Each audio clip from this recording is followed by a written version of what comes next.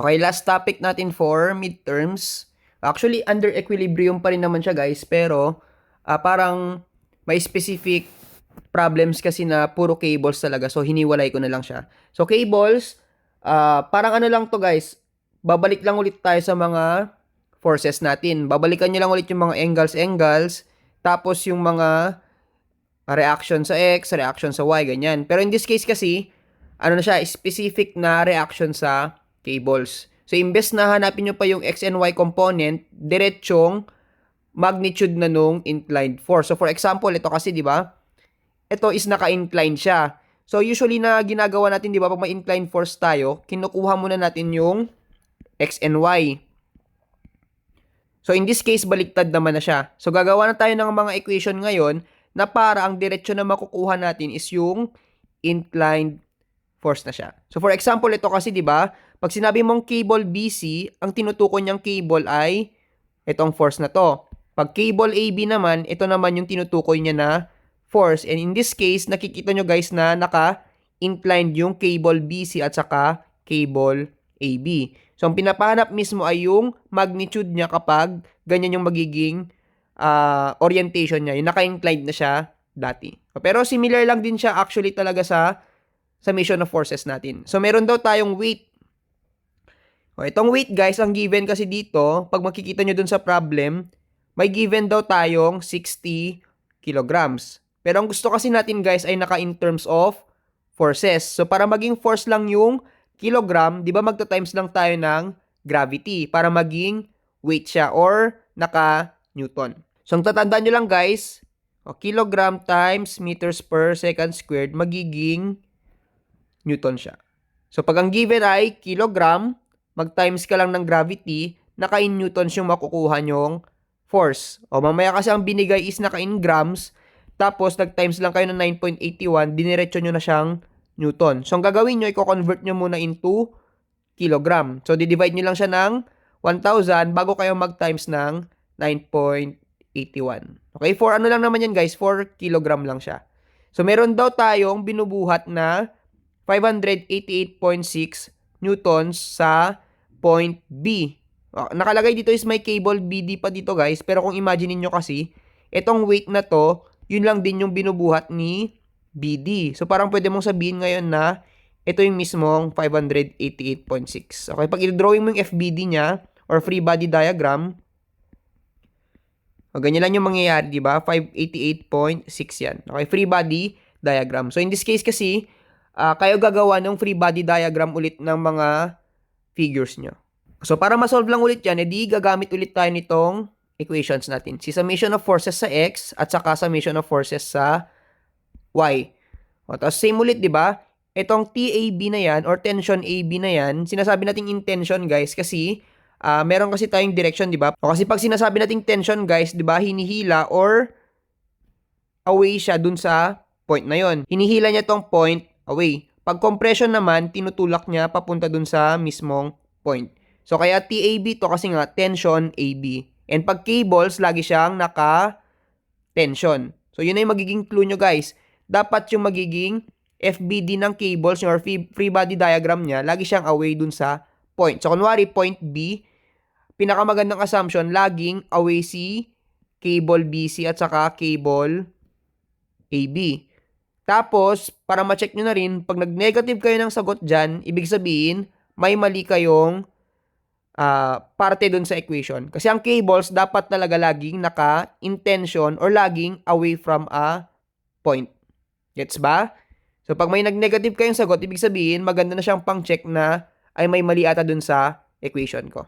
Okay, so isolve natin tong problem na tong. Pinapanap lang naman daw, ano daw yung magnitude ni cable AB at saka magnitude ni cable BC. Tapos ang binubuhat daw nila itong 588.6 Newton, which is weight ulit. So, ibig sabihin pag weight, diretso sa y-axis. Okay, summation of forces sa x-axis muna tayo. So, itong TAB times 4 over 5, kinuha lang natin yung x component ni cable AB. So, cable AB times yung slope niya. Since x component, cable AB times 4 over 5 kasi yung slope na for x-axis. And ganun din kay cable BC. Meron tayong angle na 45 degrees from the x-axis. So, para makuha lang yung x component niya, cable BC times cosine 45. O, tapos wala na tayong force sa x-axis. Ito na yung magiging equation natin for summation of forces sa x-axis. O, tapos gawa ulit tayo ng equation natin for y-axis naman. So, cable AB times 3 over 5 kasi nga 3 all over 5. Then si cable BC naman, times natin sa sine 45. Tapos huwag niyong kakalimutan, syempre, yung binubuhat niya na weight, yung 588.6 newtons. So, meron na tayong dalawang equations. Tapos yung dalawang equations na yan, guys, pareho sila ng unknown. O, pwede nyo kasing gawin actually sa CalQ. Punta kayo sa mode 5.1. Tapos meron dyan ata yung parang nakaganyan, di ba? ABC. Tapos may magpapakita na table. So, ang gagawin nyo lang, make sure lang na pare-pareho lahat ng variables nyo. So, ngayon isi-set ko na AC, TAB. Tapos, B naman si T sub BC. Then, of course, yung C, ito yung constant value. So, in this case, itong 588.6. Okay, so yung C, lahat ng constant. Yung A natin mamaya is siya si cable AB.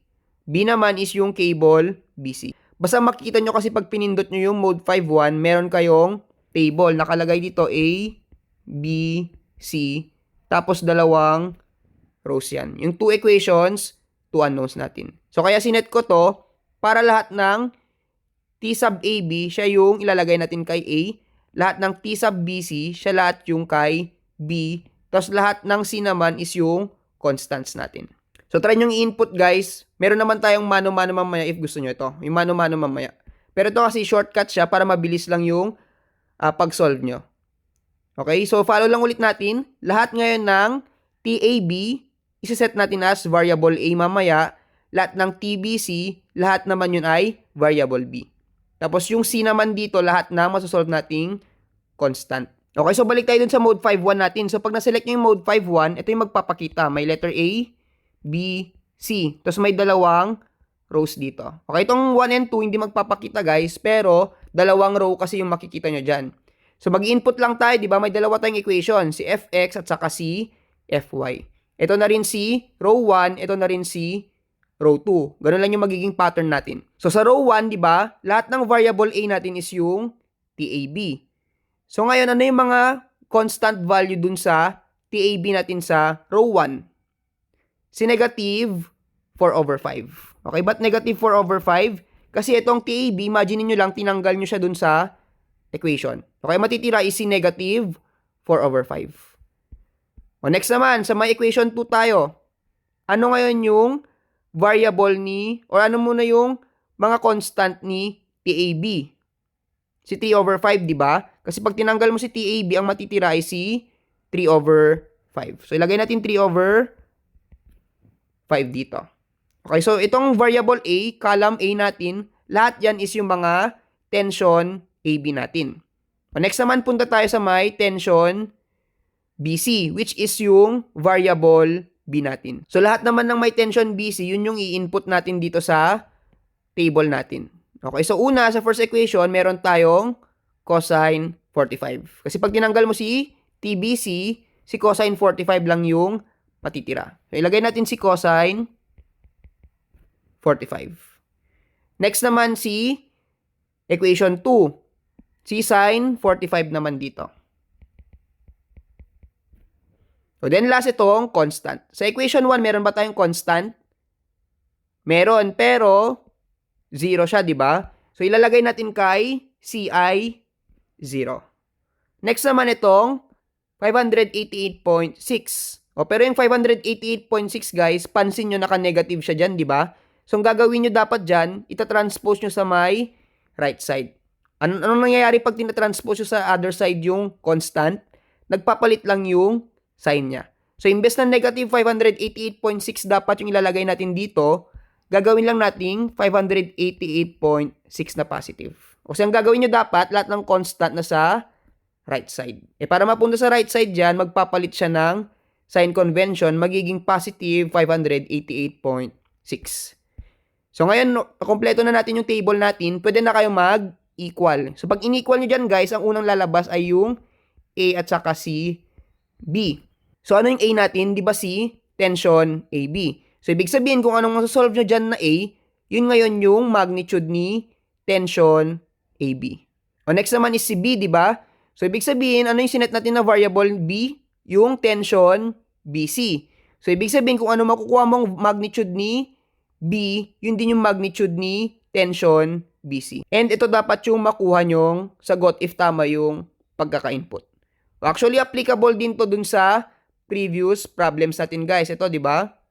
Yung shortcut na yun guys, applicable actually basta may 2 equations ka na may 2 unknowns. Kaya nga tawag dun sa mode 5.1 in general ay 2 equations, 2 unknowns. So for example, itong example natin dun sa previous video. Di ba meron tayong 2 equations, tapos may dalawa rin tayong unknown which is si P at saka si N. So pwede mo na lang iset na si A si P, si B naman is si N. So, pag i-input mo ngayon sa mode 5.1, si A ngayon is lahat ng P mo. So equation 1 muna tayo. Ito, ano bang value ni A? Si cosine 15. Kasi ang sinet natin na variable A ay si P. Next naman, sa equation 2 mo, ano yung magiging value ni A? Si negative sine 15. O, tapos ulitin lang natin for variable B. Si N naman siya dito, so negative cosine 60. Then ito naman si sine 60. Then equation 1, meron ba tayong constant? Meron, pero 0. Then next sa equation, ito namang constant na 300. Pero di ba sabi natin dapat yung constant mo nakatranspose sa other side. So imbes na negative 300 yung ilalagay mo kay C, dapat positive 300. Kasi pag transpose mo siya, magiging positive 300 na siya. So pag in-input mo ngayon to at nag-equals ka, ito yung makukuha mong sagot. Okay? Pag gusto mo ng shortcut. Pero kung ayaw mo ng shortcut, pwede naman tong mano-mano. Baka kasi sa shortcut guys, nakampante kayo sa input nyo, ganyan, hindi nyo na-recheck, mamaya mali pala yung input nyo ng shortcut. So pwede kayo magmano-mano or yung shortcut. O kasi di ba pag sinasabi nating shortcut, pag may lumabas na value, yun na agad yung in-input natin. So mas mahalaga pa rin talaga guys na alam nyo tong mano-mano, tapos saka nyo applyan ng shortcut pag gets nyo na yung concept. Pero okay lang tong shortcut guys if gagamitin nyo siya for solution. Okay, basta ipakita nyo lang na ano yung magiging itsura nung table nyo pag ito yung gagamitin nyong method. Okay, so next example tayo dun sa may cables. Balik tayo. Okay, next example natin for cables, what if hindi naman isa lang yung point? O, diba? Meron tayong point E, point C. Ito kasi kanina, ganito lang yung figure natin. Pero pwede kasi na ipasolve sa inyo is ganito. So, ang ginagawa natin, paghiwalayin lang natin yung magiging itsura nung point nyo. So, per joint lang ang gagawin natin. Sasabihin natin na ito si joint E, ito naman si joint C. Yung joint, yun yung point kung saan dun nakakonect yung mga cables natin. O basta point, parang point lang din sila, pero tinatawag kasi nating joint, parang ganun. At joint E, tapos at joint C naman tong isa. Ito-drawing lang natin yung FBD niya, at point E, may apat tayo na forces. Itong si cable BE, cable AE, at saka yung weight natin, then si cable CE. So, ito yung maging itsura niya, di ba? Pag hiniwalay mo si joint E. Next naman, ito si joint C. Meron tayong 4CE, 4CD, at saka si 400 na weight.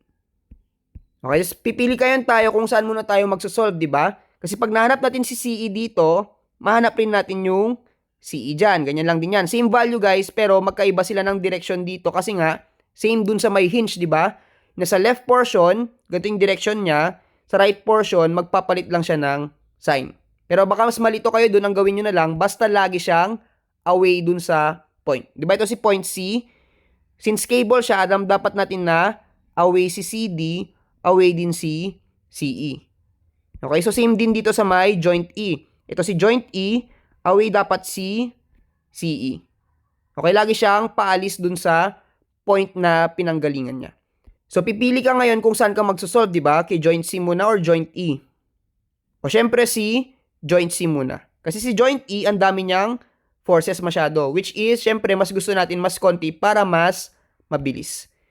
Tapos kung babalikan nyo itong figure na to guys, pareho lang siya dun sa sinolve natin kanina. Ito, di ba?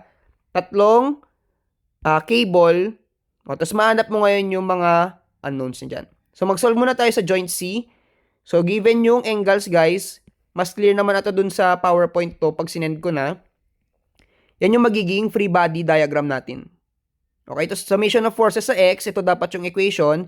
Then summation of forces sa Y, ito dapat yung magiging equation nyo. So pag sinolve nyo ngayon yan guys, ito dapat yung makuha nyong force kay CE at saka CD. Hindi ko na-explain tong ano guys, atong equation na to. Similar lang din naman siya dun sa previous examples natin. Di ba? May angle tayo dito, ganyan. O tapos summation of forces sa X, lahat ng forces sa X. Summation of forces sa Y, lahat ng forces sa Y. So kung may medyo nakalimutan kayo kung paano gawin, balikan nyo lang yung previous example natin. Same pa rin naman siya ng mga ina-apply natin na angles. Okay, so manap mo kasi dito si cable CE at saka CD. Next naman, lipat tayo kay joint E. So kagandahan nito guys, although apat pa rin yung forces natin, alam na natin yung magiging reaction ni CE, di ba? Kasi yung na-solve natin na CE dito, yun din yung magiging reaction ni CE dito. Mag-iiba lang sila ng direction kasi nga lumipat lang tayo ng joint. Okay, so alam natin si cable CE, alam din natin yung weight, dalawa na lang yung magiging unknown natin. So babalik ulit tayo dito sa equations natin. Summation of forces sa X, summation of forces sa Y. T sub BE cosine 45, ito yung angle niya, kasi nga x-axis yan, di ba? Summation of forces sa x-axis.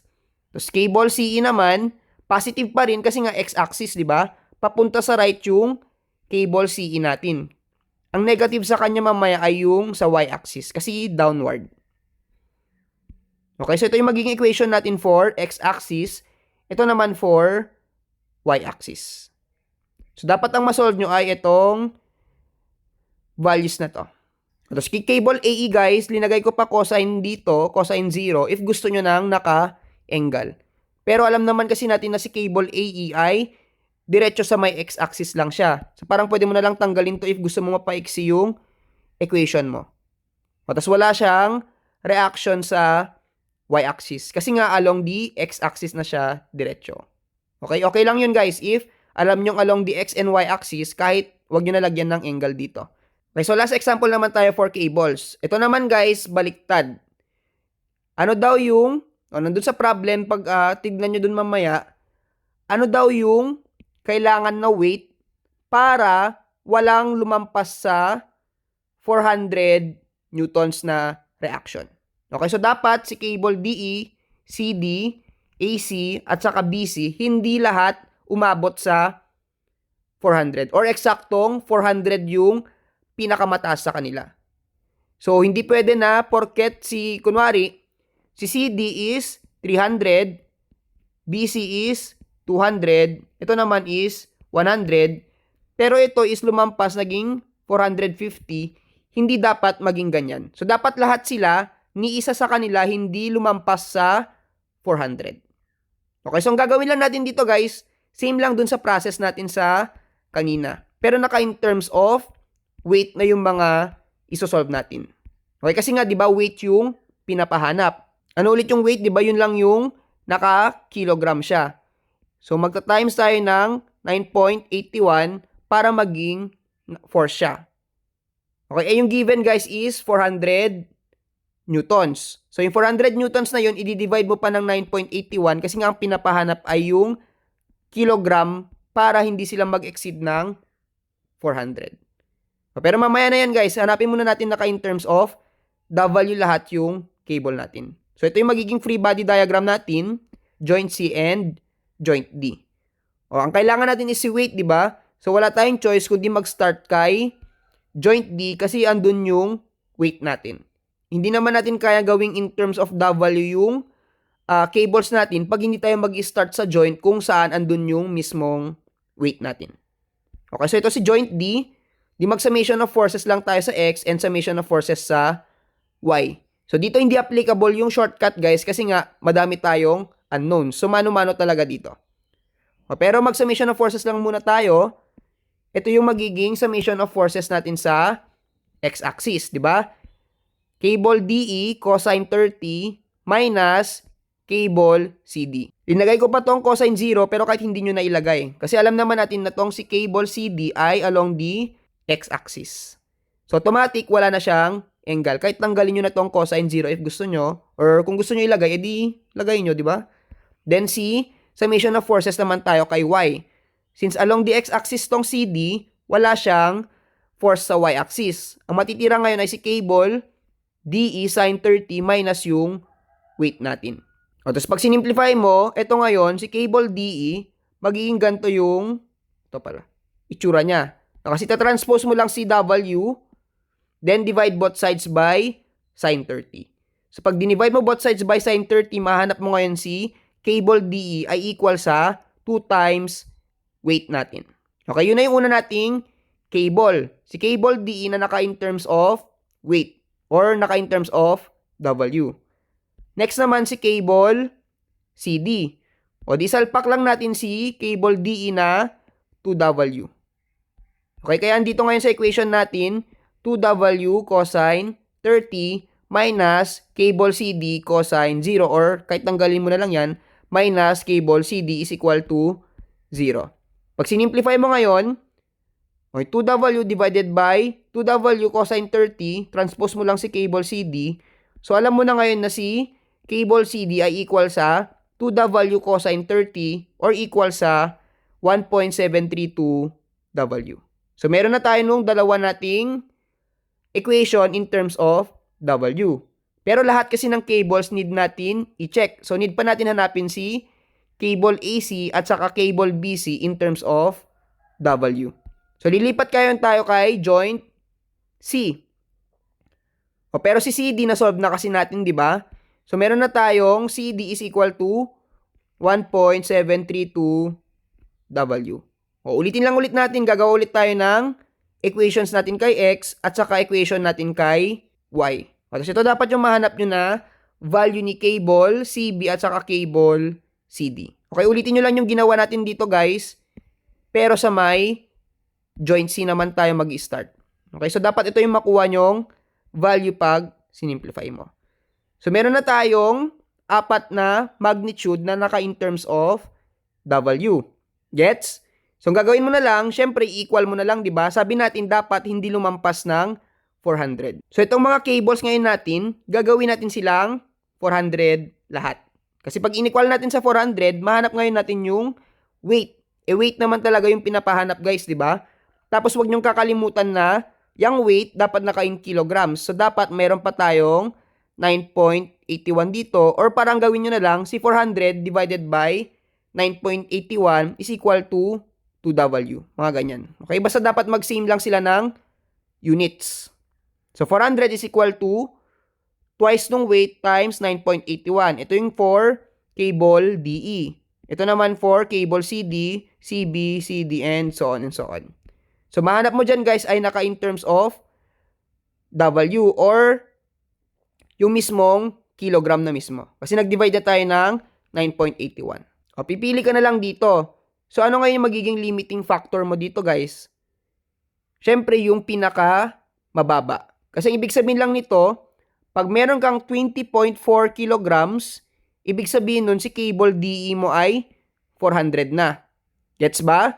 Tapos si cable CD, kailangan niya pa na maging 23.54 yung binubuhat para maging 400 yung value niya. Okay? O, magiging 400 niya si cable CD dyan, pero itong cable DE mo naman lalampas na sa 400. Kasi sobrang bigat na nung 23.540 kg compared dun sa 20.387. Pero pag ayaw mo na mag-isip masyado, like gusto mo lang malaman yung sagot, usually pag ganyan, guys, pag pinapanap si maximum weight, kailangan mo lang piliin si lowest value. Okay, dun sa apat, lahat ng cables sa itetest mo, tapos yung pinakamababang value, yun na yung magiging maximum weight. Pero what if ang tanong naman, ano dapat yung weight para si cable CD maging 400? Edi ito yung pipiliin mo. Gets? Kasi yan yung in-equate natin to 400. Pag ang tanong naman ulit, ano yung magiging required weight para maging 400 Newton si cable CB, edi ito yung magiging sagot mo. Pero pag ang tanong lang naman, ano yung maximum weight para hindi mag-exceed yung cable natin sa 400, ang pipiliin mo yung pinaka bababa. Okay, yung magiging limiting factor natin dun sa buong cable system. O, ulitin ko guys pag ang given ay kilogram, para maging Newton siya, kailangan mo mag-times ng gravity or 9.81. O dito yung process natin baliktad, di ba? Itong 400 na to is naka newtons. Gusto natin naka kilogram or naka weight. So ang gagawin mo ngayon, magdi-divide tayo ng 9.81. Ito baka malito kayo, ba't nandiyan yung 9.81? Ano lang yan, di ba? 400 all over 9.81 is equal to 2W. Okay, ang ginawa ko lang dyan, tinranspose ko or tinimes ko both sides, 400 is equal to 2W times 9.81. Okay, para madali lang siya isulat. Isang linya lang siya as compared dito na may naka-fraction dito. Okay, huwag kayong malito guys kung ano yung divide by 9.81 at ano yung times ng 9.81. 4 kilogram lang naman yan. Pero pag ang given na dati ay naka-Newton, edi huwag na kayo mag-times ng 9.81. Okay, so yun lang yung magiging last topic natin for midterms, yung cables. Same lang for equilibrium, may parang sariling mundo lang sila na concept.